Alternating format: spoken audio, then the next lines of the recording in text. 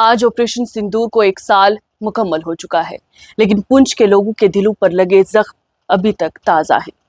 وہ راتیں جہاں آسمان سے آگ برس رہی تھی، وہ چیخیں جو ملبے کے نیچے دب کر رہ گئی، وہ مائیں جو اپنے بچوں کو سینے سے لگائے موت اور زندگی کے درمیان بھاگ رہی تھی، یہ سب منظر آج بھی پنچ کے لوگ بھول نہیں پائے ہیں۔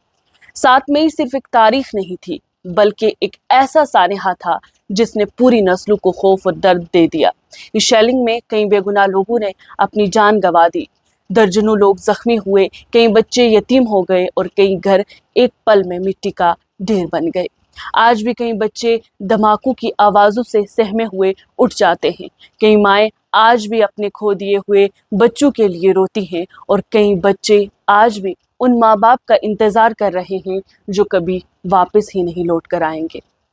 اس سانحہ میں جہاں افراتفری تھی، لوگ یہاں سے وہاں اپنی جانیں بچانے کے لیے بھاگ رہے تھے، وہیں پر کچھ لوگ ایسے بھی تھے جو اپنی جانوں کو داؤ پر لگائے لوگوں کو ایویکویٹ کر رہے تھے۔ یہ وہ کسی شہرت کے لیے نہیں، بلکہ انسانی جذبے اور اپنی ذمہ داری کو نبھانے کے لیے کر رہے تھے، اور اکثر ایسے ہیروز کا نام کہیں نہیں لیا جاتا۔ لیکن آج میں آپ کو ان کچھ ہیروز کے بارے میں ضرور بتاؤں گی جنہوں نے آپریشن سندور کے وقت بنا اپنی جان کی پرواہ کیے لوگوں کی جان و مال بچانے کی کوشش کی، زخمیوں کو سنبھالا، بچوں کو ایویکویٹ کیا اور خوف کے اس ماحول میں انسانیت کو زندہ رکھا۔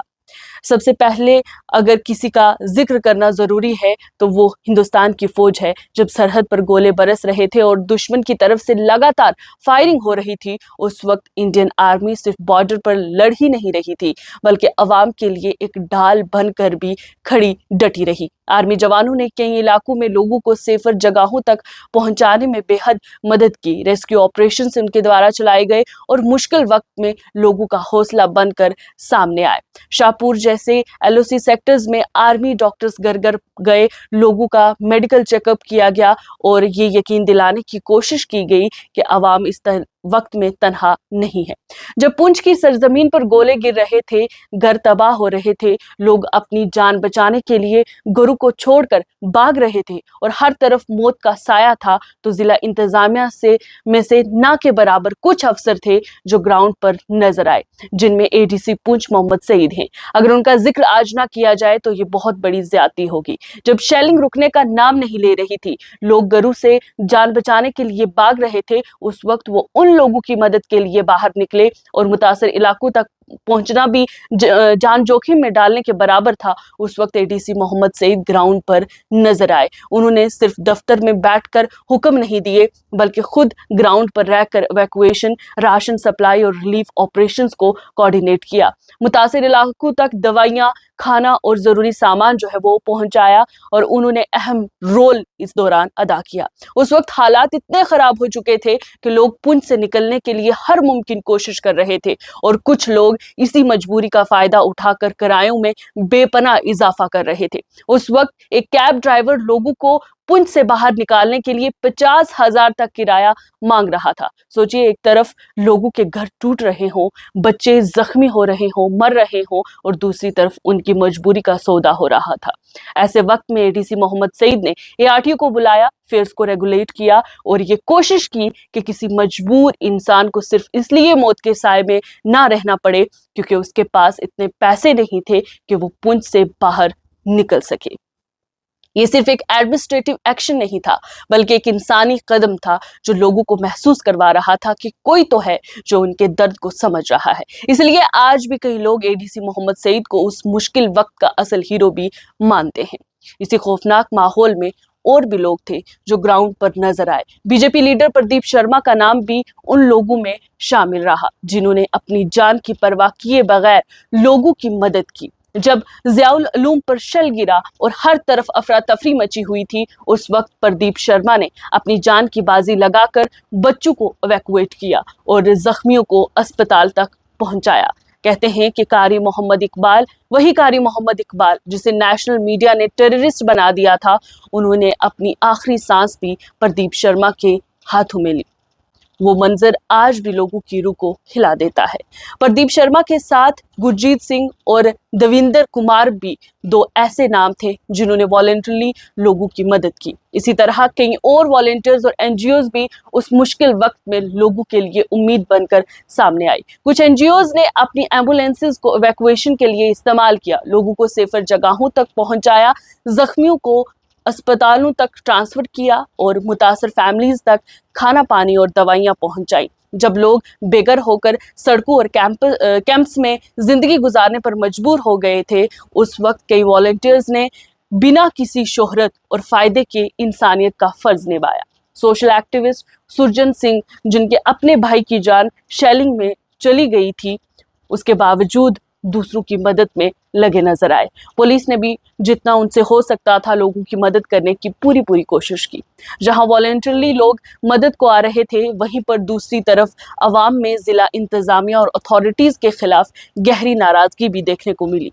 लोगों का कहना था कि जब शेलिंग अपने अरूज पर थी, लोग मर रहे थे, घर टूट रहे थे और हर तरफ चीखो पुकार थी, तब एडमिनिस्ट्रेशन का वो रोल नजर नहीं आया जिसकी अवाम को उम्मीद थी। खुद उस वक्त के डिप्टी कमिश्नर पर यह इल्जाम लगा कि वो मौके से गायब रहे और लोगों को बेसहारा छोड़ दिया गया। आज भी कई लोग ये सवाल उठाते हैं कि जब अवाम को लीडरशिप और सपोर्ट की सबसे ज्यादा जरूरत थी, तब जिला इंतजामिया का एक बड़ा हिस्सा ग्राउंड पर क्यों नजर नहीं आया। चंद गिने चुने अफसरों को छोड़कर एडमिनिस्ट्रेशन लोगों की तवक्कात पर पूरा नहीं उतर सकी।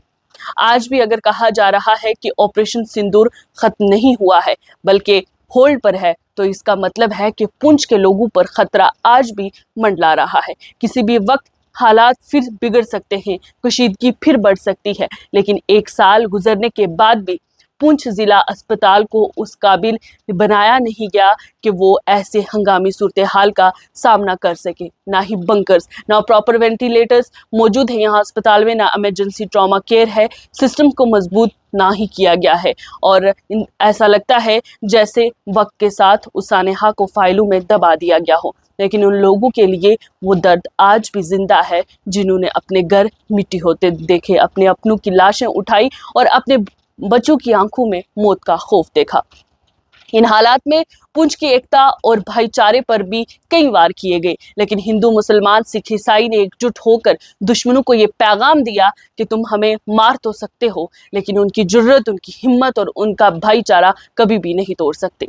ऑपरेशन सिंदूर की पहली बरसी सिर्फ एक याद नहीं है, बल्कि एक आईना है, एक ऐसा आईना जो हमें दिखाता है कि तबाही के वक्त असल में कौन लोग आवाम के साथ खड़े रहे और कौन सिर्फ कुर्सियों और फाइलों तक महदूद रहे। पुंछ के लोगों ने उस दिन सिर्फ गोले और धमाके नहीं देखे, बल्कि उन्होंने इंसानियत को भी अपनी आंखों से जिंदा देखा। उन्होंने देखा कि कुछ लोग ऐसे भी होते हैं जो शोहरत या सियासत के लिए नहीं, बल्कि इंसानी फर्ज निभाने के लिए अपनी जान तक दाव पर लगा देते हैं। और जब भी ऑपरेशन सिंदूर का जिक्र होगा, तबाही और दर्द के साथ साथ कुछ नाम हिम्मत, इंसानियत और जिम्मेदारी की मिसाल बनकर हमेशा याद रखे जाएंगे।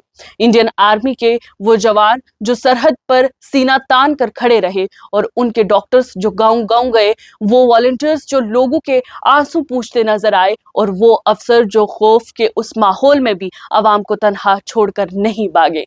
उन्हीं में मोहम्मद सईद, प्रदीप शर्मा जैसे नाम अव्वल दर्जे पर आएंगे, जिन्होंने अपनी जान से अजीज अपनी मिट्टी और उस मिट्टी के लोगों को रखा। उन तमाम शहीदों को आज मैं खराज अकीदत पेश करती हूँ, जिन्होंने उस जंग में अपनी जानों का नजराना पेश किया, जिसमें बच्चे, बूढ़े, औरतें, मर्द शामिल थे।